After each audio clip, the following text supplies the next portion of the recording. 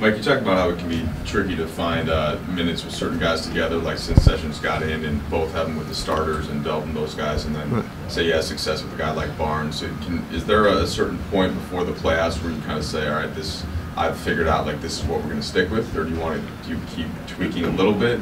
It seems like it has been pretty consistent the last couple of these. No, I think I got to keep tweaking it until I feel like there's a nice comfort level for everybody out on the floor. And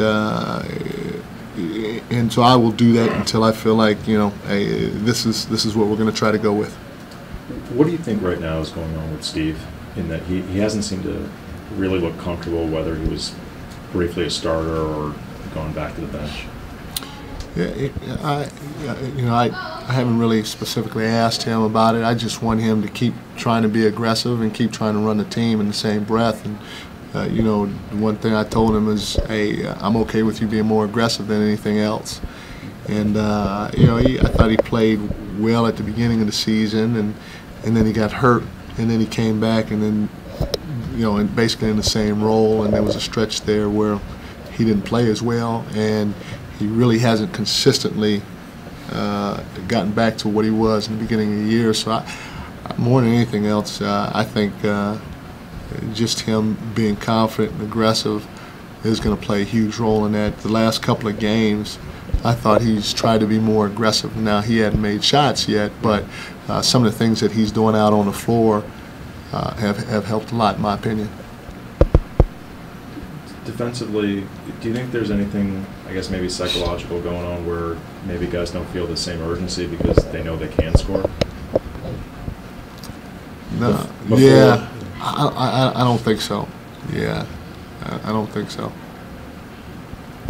Mike, we've spent a lot of time talking about minutes and whatnot all year, but with how close things are in the West, would you like to have a couple games of Kobe having less minutes, or do you think that the body's kind of conditioned to play a certain amount? Does it matter? Well, his body's in great condition. But he's kind of a freak of nature. When he's 52, his body might be in peak condition. But all of our guys, if I can get any of my guys rest on any given day or any given night, I would love to do that. But right now we can't afford to do that. Have you been watching with Ramon and Kobe and them getting to know each other and learn each other's games and who's on the ball, who's off the ball? You kind of letting them figure that out on the fly, or is that something that you? Yeah, because Ramon's obviously the point guard, and so he's going to have a lot of responsibilities in that spot. But I think it's just been a natural progression. You watch him play, and Kobe will bring it at times, but with a guy like Ramon, he's just as content as running the wing, and he'll get that outlet, and sometimes he'll toss the ball back to Ramon, let Ramon bring it up. So I think it's just a thing that those guys are starting to develop, and it'll get better as time goes on. Is there a certain balance you want with that in terms of how much Ramon brings it up, handles the ball versus moving off the wing? No, Ramon's going to handle the ball most of the time. He's a true traditional point guard, however you want to call it. And having said that, Kobe has the green light, and just like the rest of our guys, if they get an outlet or they get a rebound and they want to bring it, especially our early offense, it's an equal opportunity offense. And so I think at any given time, guys can. Mike, is there anything that you maybe prepared for playing 4 quarters? Powell talked about sustaining the effort you guys played in the first quarter last night for 4 quarters, in the first half rather. Is there something that maybe when you go into the game, obviously you expect 100% from them, but if it's maybe not going, it starts to wane a little bit, do you have to refocus? Yeah, I think that's part of coaching and part of playing. I'm sure at the end of the first quarter,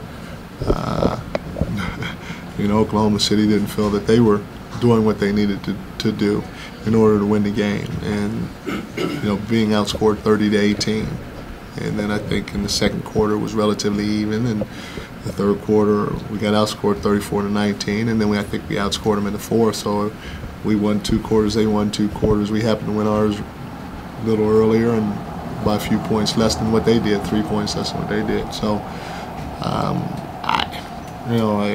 I think it's just the ebb and flow of the game, and you got to keep playing it, you got to keep coaching it as best you can until that horn goes off, and most times hopefully it'll go your way, sometimes it may not. What do you see as the possibilities in terms of what you want from Ramon and Kobe playing off each other? Well, I mean, with Ramon's ability to turn the corner, they playing 1-2 pick and roll game has been good because they got to honor his speed and his quickness and his ability to get downhill, and that may end up at times putting a small on Kobe, and so not only that, Ramon's ability to penetrate and draw the defense at times because of his penetration. He may draw a defender over, and the defender may be big, and if he does do that, and the small has to sink to the big on the backside. Now Kobe may get an easy catch and shoot, what I call horse shot, on the weak side wing because of Ramon's ability to get to the paint. So I mean, there are a lot of ways that they can benefit each other. And then, like I said, on the flip side, all the attention that Kobe draws means that Ramon can get some looks that he may not be accustomed to that are a little bit easier to step in and shoot.